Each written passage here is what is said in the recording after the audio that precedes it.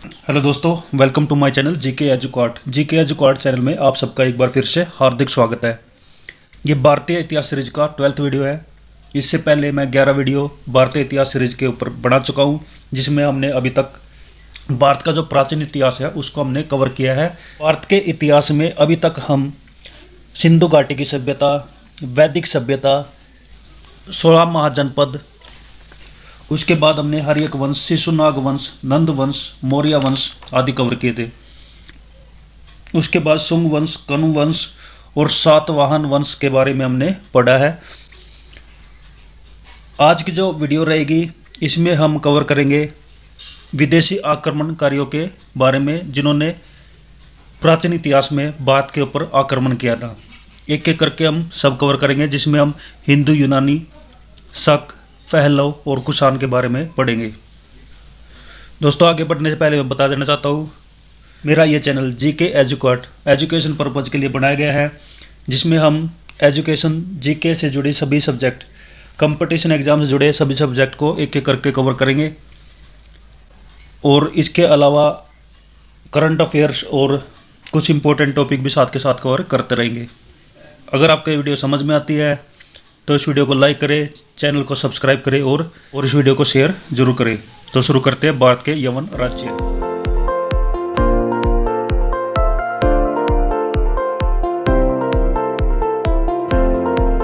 भारत पर आक्रमण करने वाले विदेशी आक्रमणकारियों का क्रम इस प्रकार है: हिंदू, यूनानी, शक, पहलव और कुषाण।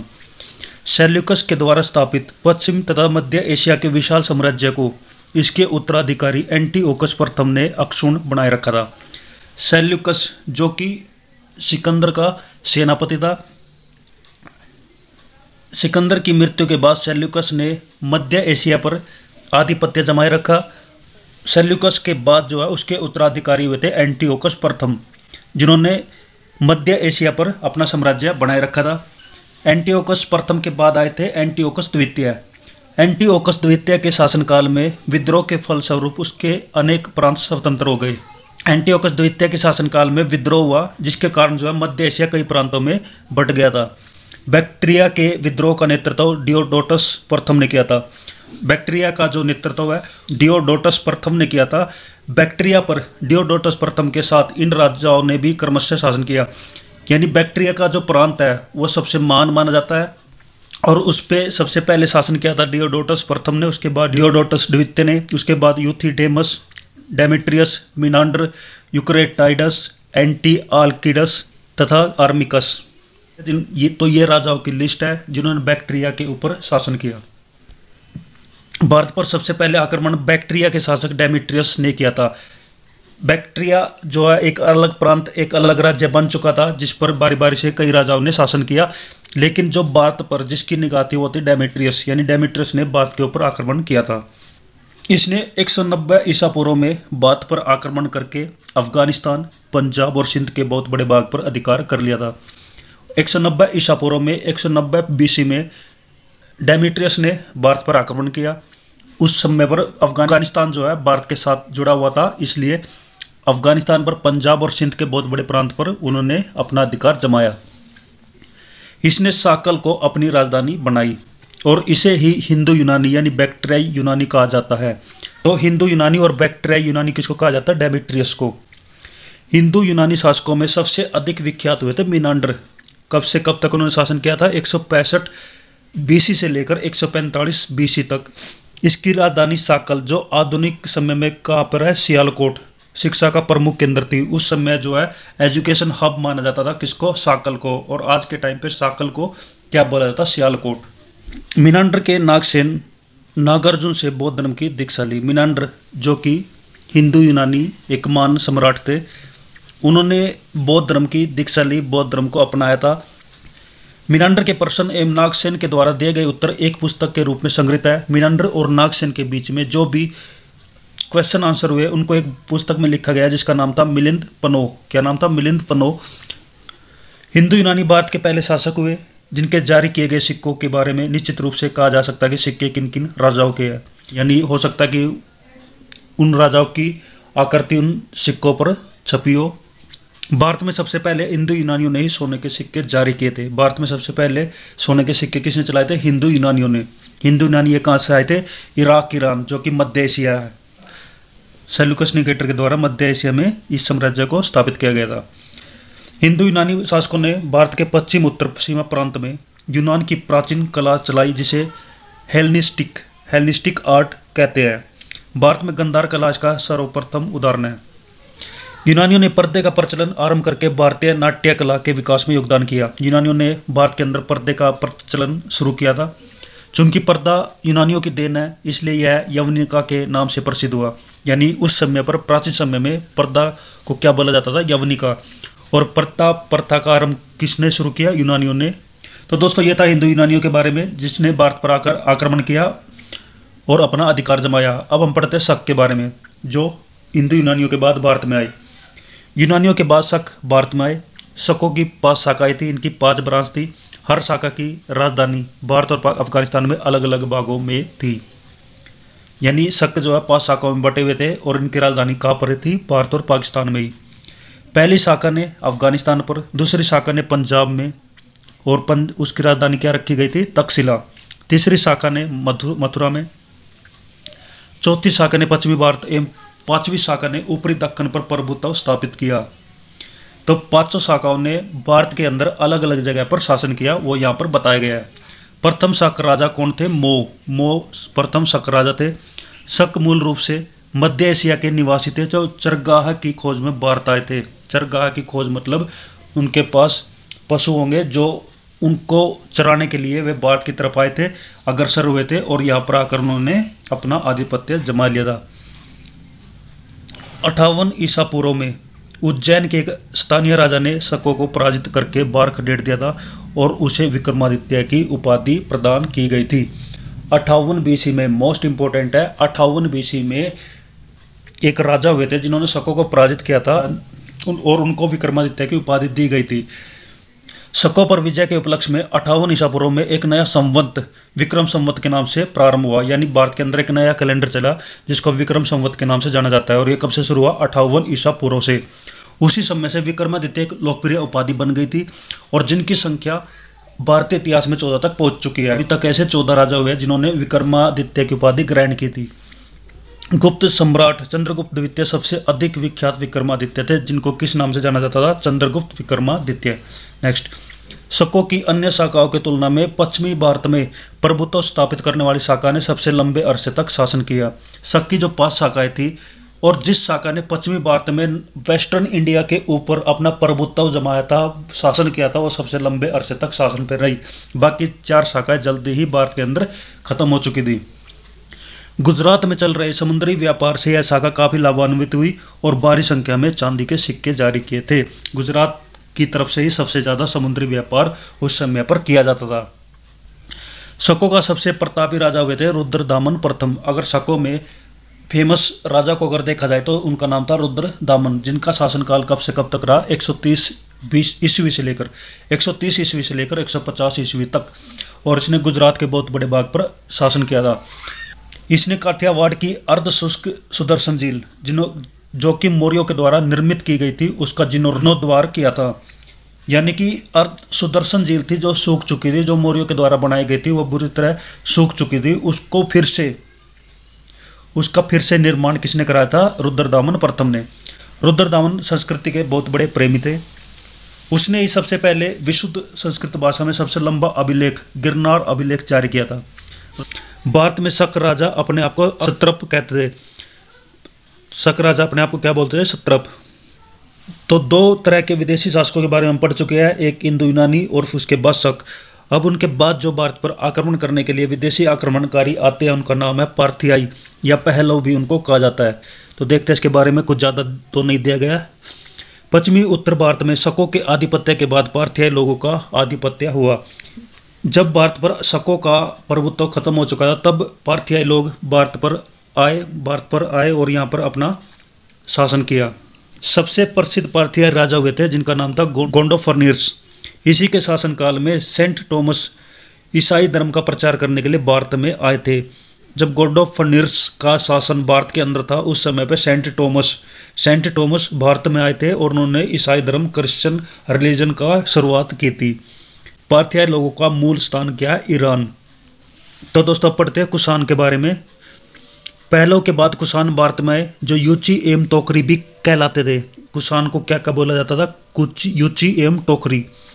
यूची नामक एक कबीला 5 कुलों में बट गया था, उनमें से एक कुल थे कुषाण। कुषाण को यूची बोला जाता था। यूची एक संप्रदाय था जो 5 कबीलों में बटा हुआ था। उन 5 कबीलों में एक कबीला था जिसका नाम था कुषाण। और कुषाण वंश के संस्थापक कौन थे? कुजुल कडफिसेस कुषाण वंश के संस्थापक थे। इस वंश का सबसे प्रतापी राजा हुए थे कनिष्क। कनिष्क के बारे में आपने सुना होगा। कनिष्क कुषाण वंश के शासक थे। इनकी राजधानी पुरुषर थी, जिनको इस समय पर क्या बोला जाता? पेशावर। कुषाणों की द्वितीय राजधानी थी मथुरा। तो कुषाणों ने 2 जगह अपनी राजधानी स्थापित की हुई थी। एक थी पेशावर जो कि पाकिस्तान में, और दूसरी है मथुरा जो कि इंडिया के अंदर थी। कनिष्क ने 78 ईस्वी में गद्दी पर बैठने के समय, गद्दी पर कब बैठे थे? 78 ईस्वी में। तो कनिष्क ने 78 ईस्वी में एक संवत चलाया था, एक नया कैलेंडर ईयर भारत में शुरू किया था, भारत में चलाया था, जो कि शक संवत के नाम से जाना जाता है, जिसे भारत सरकार के द्वारा उपयोग में लाया जाता है। तो 2 कैलेंडर हमने यहाँ पर पढ़े हैं। एक का नाम है विक्रम संवत जो कि 58 ईसा पूर्व में शुरू किया गया था, और दूसरा हमने पढ़ा अभी शक संवत जो कि 78 ईस्वी से शुरू किया गया। बौद्ध धर्म की चौथी बौद्ध संगीति कनिष्क के शासन काल में हुई थी, और किस जगह पर हुई थी? कुंडल वन में जो कहाँ पर है? कश्मीर में। बौद्ध धर्म की 4 संगीतियाँ हुई है, वह हम पहले पढ़ चुके हैं, 3 संगीतियाँ, और चौथी संगीति का विवरण यहाँ पर बताया गया कि बौद्ध की चौथी बौद्ध संगीति हुई थी कनिष्क के शासन काल में, और कुंडल वन नामक जगह पर जो कि कहाँ पर है? कश्मीर में। तो चारों की चारों बौद्ध संगीतियाँ इंपॉर्टेंट है, और इसमें प्रसिद्ध बौद्ध विद्वान वसुमित्र की अध्यक्षता में हुई। इस संगीति की अध्यक्षता किसने की थी? वसुमित्र ने। कनिष्क बौद्ध धर्म के महायान संप्रदाय का अनुयायी था। कनिष्क ने भी बौद्ध धर्म अपनाया था। तो जिस भी राजा ने बौद्ध धर्म अपनाया और जैन धर्म अपनाया, उनको आप याद रखिए, इनमें से कोई ना कोई एक क्वेश्चन कंपटीशन एग्जाम में पूछ लिया जाता है। नेक्स्ट देख लेते हैं। चीनी जनरल थे पेच चोआ ने कनिष्क को हराया था। तो चाइना का और कनिष्क का आपस में युद्ध हुआ था, जिसमें कनिष्क की हार हुई थी। आरंभिक कुषाण शासकों ने भारी संख्या में स्वर्ण मुद्राएं जारी की थी, जिनकी शुद्धता शुद्ध गुप्त काल की स्वर्ण मुद्राओं से उत्कृष्ट है। नेक्स्ट, कुषाणों ने सोने के सर्वाधिक शुद्ध सिक्के जारी किए थे। सबसे सर्वाधिक शुद्ध सिक्के कब पाए गए थे? कुषाणों के समय में। कुषाणों ने उत्तरी तथा उत्तरी पश्चिमी भारत में सर्वाधिक संख्या में तांबे के सिक्कों को भी जारी किया था। तो यह एक इंपॉर्टेंट बन जाता है कि सोने के सिक्के कब जारी हुए थे भारत के अंदर, तांबे के सिक्के कब जारी हुए थे, और चांदी के सिक्के कब जारी हुए थे। ये सब आपको याद रखना जरूरी है। ये याद रखना जरूरी नहीं है कि सर्वाधिक शुद्ध सिक्के कब जारी किए गए थे, किस समय पर सबसे ज्यादा जारी किए गए थे, किस समय पर सबसे कम जारी किए गए थे। कनिष्क का राजवैद आयुर्वेद का विख्यात विद्वान चरक था। कनिष्क का राजवैद था जिसका नाम था चरक, और उसको आयुर्वेद का बहुत ही काफी अच्छा नॉलेज था, जिसे चरक संहिता की रचना की। चरक संहिता की रचना किसने की थी? चरक ने। और चरक किसका राजवैद था? कनिष्क का। महाविवाह सूत्र के रचनाकार वसुमित्र थे। महाविवाह सूत्र जो लिखा गया था उसको किसने लिखा था? वसुमित्र ने। इसने बौद्ध धर्म का विश्वकोश कहा जाता है। और कनिष्क के राजकवि अशोक घोष ने बौद्धों का रामायण बुद्ध चरित्र की रचना की थी। अशोक घोष ने ही बुद्ध चरित्र की रचना की। नेक्स्ट यहाँ पर देख लेते हैं। वसुमित्र, पार्श्व, नागार्जुन, महाचेत और संरक्षक भी कनिष्क के दरबार की विभूति थे। कुछ खास इंपॉर्टेंट नहीं है। नेक्स्ट देखते हैं। भारत का आइंस्टीन नागार्जुन को कहा जाता है। भारत का जो आइंस्टीन है वो किसको बोला जाता है? नागार्जुन को। इनकी पुस्तक थी माध्यमिक सूत्र। इस पुस्तक में नागार्जुन ने सापेक्षता का सिद्धांत प्रस्तुत किया है। सिद्धांत किसके द्वारा दिया गया है? आइंस्टीन के द्वारा, जो कि फिजिक्स के साइंटिस्ट थे। और नागार्जुन ने भी प्राचीन कालीन भारत में सापेक्षता के सिद्धांत के बारे में बताया है।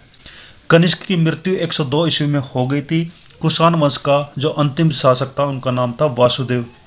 नेक्स्ट है, कुषाण राजा देवपुत्र कहलाते थे। कुषाण राजा को क्या बोला जाता था? देवपुत्र। यह उपाधि कुषाणों ने चीनियों से ली थी। गांधार शैली, मथुरा शैली का विकास कनिष्क के शासनकाल में हुआ था।